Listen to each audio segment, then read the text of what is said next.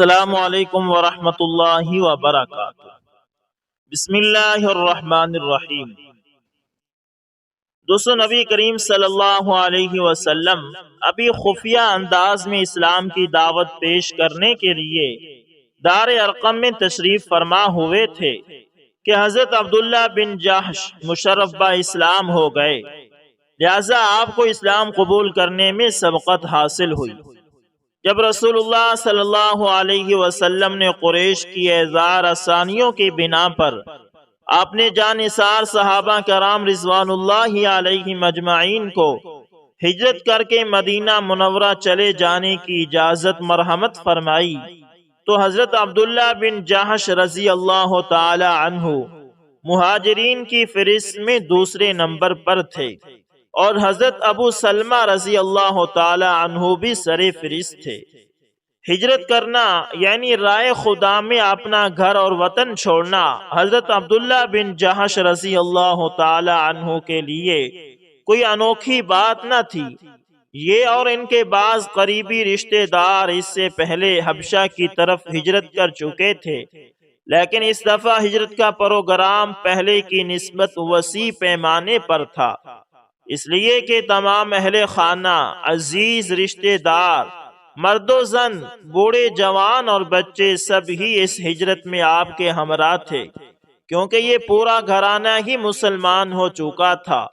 جب یہ خاندان مکہ معظمہ چھوڑ کر سوئے مدینہ روانہ ہوا تو ان کے گھروں میں ویرانی پھیل گئی۔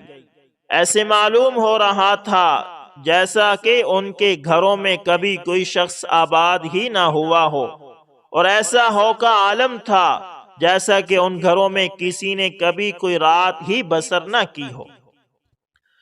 حضرت عبداللہ بن جحش رضی اللہ تعالی عنہ اور ان کے ساتھیوں کو ہجرت کیے ابھی زیادہ عرصہ نہ گزرا تھا کہ سرداران قریش مکہ معظمہ میں چکر لگانے لگے تاکہ یہ معلوم کر سکیں کہ مسلمانوں میں سے کن لوگوں نے ہجرت کا راستہ اختیار کیا ہے اور کون کون یہاں آباد ہیں۔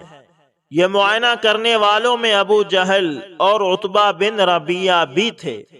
عتبہ نے بنو جحش کے گھروں کو دیکھا کہ تیز ہوائیں ان میں گرد و غبار اڑا رہی ہیں اور دروازے کھڑکھڑا رہی ہیں، اور یہ گھر ویران پڑے اپنے مکینوں کو ترس رہے ہیں۔ ابو جہل نے کہا، یہ کیسے لوگ ہیں کہ انہیں اپنے گھروں کی بھی کوئی پرواہ نہیں؟ ابو جہل نے تو حضرت عبداللہ بن جحش رضی اللہ تعالی عنہ کے خوبصورت اور عالی شان گھر پر قبضہ جما لیا اور اس میں باقاعدہ رہائش اختیار کر لی۔ جب حضرت عبداللہ بن جحش رضی اللہ تعالی عنہ کو اس بات کا علم ہوا کہ میرے گھر میں ابو جہل رہائش پذیر ہے تو انہیں بڑا افسوس ہوا۔ رسول اکرم صلی اللہ علیہ وسلم کی خدمت اقدس میں اس بات کا تذکرہ کیا۔ آپ صلی اللہ علیہ وسلم نے ان کی پریشانی کو دیکھتے ہوئے ارشاد فرمایا، اے عبداللہ، کیا تمہیں یہ بات پسند نہیں کہ اللہ تعالی جنت میں تیرے لیے ایک خوبصورت گھر بنا دے؟ عرض کی، کیوں نہیں یا رسول اللہ صلی اللہ علیہ وسلم؟ تو آپ صلی اللہ علیہ وسلم نے فرمایا، جنت میں تیرا گھر بن چکا ہے۔ یہ بات سن کر حضرت عبداللہ بن جحش رضی اللہ تعالی عنہ بہت خوش ہوئے۔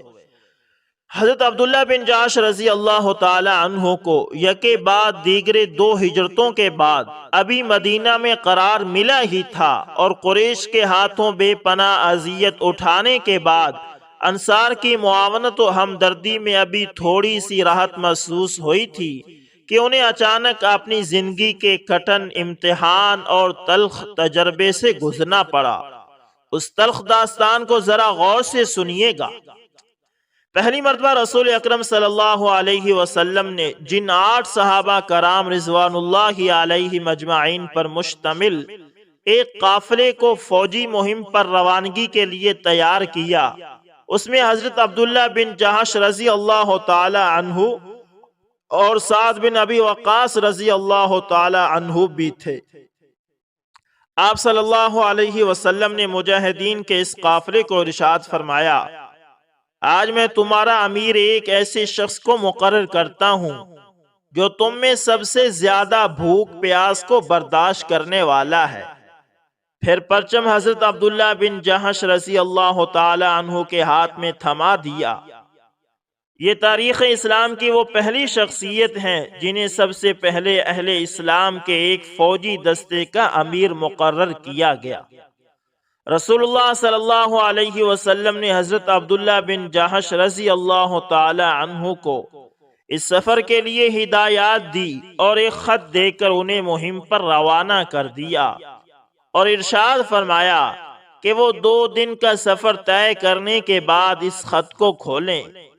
جب انہیں سفر میں 2 دن گزر گئے تو حضرت عبداللہ بن جہش رضی اللہ تعالی عنہ نے خط کو کھول کر پڑھا۔ اس میں یہ تحریر تھا: جب تم میرے اس خط کو پڑھو تو آگے چلتے چلے جانا۔ جب طائف اور مکہ کے درمیان ایک نخلستان آئے تو وہاں پڑاؤ ڈال دینا اور یہاں بیٹھ کر قریش پر کڑی نگاہ رکھنا، اور جو بھی صورتحال ہو ہمیں اس سے آگاہ رکھنا۔ جب حضرت عبداللہ بن جہش رضی اللہ تعالی عنہ انہوں نے آپ صلی اللہ علیہ وسلم کا خط پڑھ لیا تو آپ نے ساتھیوں سے کہا کہ رسول اللہ صلی اللہ علیہ وسلم نے مجھے حکم دیا ہے کہ میں نخلستان میں پہنچ کر قریش پر کڑی نگاہ رکھوں اور صورتحال سے آپ صلی اللہ علیہ وسلم کو مسلسل آگاہ کرتا رہوں۔ جو آپ میں سے شہادت کی تمنا رکھتا ہے وہ میرے ساتھ چلے، اور جسے شہادت کا شوق نہیں وہ بڑی خوشی سے واپس جا سکتا ہے، مجھے کسی پر کوئی اعتراض نہ ہوگا۔ اس فوجی دستے کے ہر فرد نے یہی کہا۔ رسول اللہ صلی اللہ علیہ وسلم کا حکم سر آنکھوں پر: ہم تو آپ کے ساتھ وہیں جائیں گے جہاں پر آپ کو جانے کا حکم دیا گیا ہے۔ سب مجاہدین ایک ساتھ آگے بڑھے، یہاں تک کہ نخلستان تک پہنچ گئے اور ہر طرف راستوں میں پھیل گئے تاکہ قریش کی حرکات کا پتہ چلا سکیں۔ گشت کے دوران انہوں نے 4 افراد پر مشتمل تاجروں کا ایک قافلہ دیکھا جس میں عمرو بن حضرمی، حکم بن کیسان، عثمان بن عبداللہ اور مغیرہ شامل تھے، اور ان کے پاس قریش کا مال تجارت وافر مقدار میں تھا۔ مجاہدین آپس میں مشورہ کرنے لگے کہ اب کیا کریں، یہ حرمت کے مہینوں کا آخری دن ہے، اگر ہم انہیں قتل کر دیں تو یہ حرمت کا مہینہ ہے، اس مہینے میں کسی کا خون بہانا درست نہیں، اور پھر اس سے تمام عربوں میں بے چینی پھیل جائے گی۔ اگر ہم نے انہیں کچھ مہلت دے دی تو یہ شام تک حرم کی حدود میں داخل ہو جائیں گے، اور اس طرح یہ ہم سے بچ کر نکلنے میں کامیاب ہو جائیں گے۔ کافی غور و فکر کے بعد انہوں نے یہ فیصلہ کیا کہ انہیں قتل کر دیا جائے اور جو کچھ ان کے قبضے میں ہے اسے قابو کر لیا جائے۔ یہ فیصلہ کرتے ہی اس تجارتی قافلے پر حملہ کر دیا، ان میں سے ایک کو قتل کر دیا، 2 کو گرفتار کر لیا اور چوتھا بھاگ نکلنے میں کامیاب ہو گیا۔ حضرت عبداللہ بن جہش رضی اللہ تعالی عنہ اور ان کے ساتھی دونوں قیدیوں اور سامان سے لدے ہوئے اونٹ ہانک کر مدینہ لے آئے۔ جب یہ قافلہ رسول اللہ صلی اللہ علیہ وسلم کی خدمت اقدس میں حاضر ہوا تو آپ صلی اللہ علیہ وسلم نے ان کی اس کاروائی کو ناپسند کیا اور ان سے کہا، میں نے تو آپ کو اس کاروائی کا حکم نہیں دیا تھا، میں نے تو تمہیں صرف یہ حکم دیا تھا کہ قریش کی نقل و حرکت پہ نگاہ رکھیں اور ان کی خفیہ کارروائیوں سے ہمیں مطلع کرتے رہیں۔ دونوں قیدیوں کو تو آپ صلی اللہ علیہ وسلم اپنے پاس ٹھہرائے رکھا تاکہ ان کے متعلق کوئی مناسب فیصلہ کر سکیں، اور سامان میں سے کسی چیز کو ہاتھ تک نہ لگایا۔ رسول اللہ صلی اللہ علیہ وسلم کے تیور دیکھ کر حضرت عبداللہ بن جہش رضی اللہ تعالی عنہ اور ان کے ساتھی حواس باختہ ہو گئے، اور انہیں اس بات کا شدت سے احساس ہوا کہ ہم تو آپ صلی اللہ علیہ وسلم کی حکم عدولی کر کے ہلاک ہو گئے۔ اور مزید تکلیف دہ صورتحال یہ پیدا ہوئی کہ تمام صحابہ کرام رضوان اللہ علیہم اجمعین نے ان سے بائیکاٹ کر دیا۔ جو بھی سامنے آتا منہ پھیر کر گزر جاتا، سب کی زبان پہ یہی کلمہ تھا۔ یہ وہ اشخاص ہیں جنہوں نے رسول اللہ صلی اللہ علیہ وسلم کا حکم نہیں مانا۔ اس وقت تو ان کی پریشانی کی کوئی انتہا نہ رہی جب انہیں یہ معلوم ہوا کہ قریش اس واقعے کو رسول اللہ صلی اللہ علیہ وسلم سے بدلہ لینے کے لیے اپنے حق میں استعمال کر رہے ہیں، اور تمام قبائل میں یہ پروپاگنڈا کر رہے ہیں کہ محمد صلی اللہ علیہ وسلم نے حرمت کے مہینے کو حلال قرار دے دیا ہے۔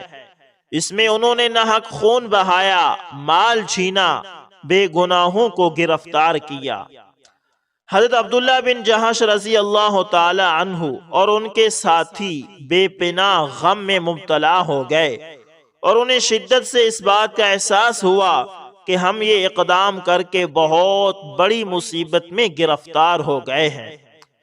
ایک دن یہ غم اور پریشانی کی تصویر بنے ہوئے بیٹھے تھے کہ اچانک ایک شخص نے انہیں مبارکباد دی اور کہا کہ اللہ سبحانہ و تعالی نے تمہیں بری کر دیا ہے، اللہ تعالیٰ تمہارے اس کارنامے پر راضی ہو گیا، اور اس سلسلے میں آپ نے نبی علیہ السلام پر قرآن مجید نازل فرمایا۔ یہ خبر سن کر وہ سب خوشی سے اچھل پڑے، اور اب یہ حال ہو گیا کہ تمام صحابہ کرام رضوان اللہ علیہم اجمعین خوشی سے ان کے گلے مل رہے ہیں اور انہیں مبارکباد دے رہے ہیں، اور ان کی آیات کی تلاوت کر رہے ہیں جو ان کے حق میں قرآن مجید میں نازل ہوئی تھی۔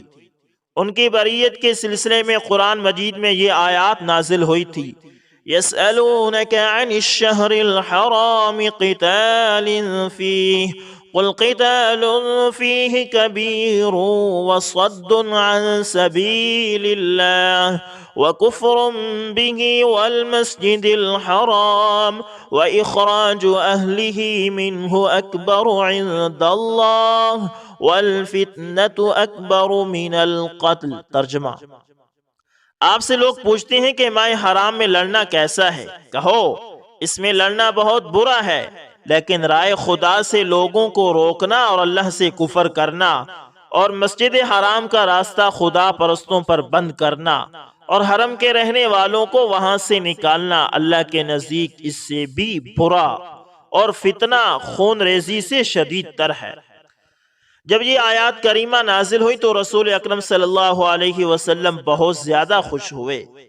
مال تجارت بطور فدیہ قبضے میں لے کر قیدیوں کو آزاد کر دیا، اور حضرت عبداللہ بن جہش رضی اللہ تعالی عنہ اور ان کے ساتھیوں کی حوصلہ افزائی کی۔ اسے تاریخ اسلام کا سب سے پہلا معرکہ قرار دیا جا سکتا ہے۔ یہی وہ معرکہ ہے جس میں مال غنیمت حاصل کیا گیا۔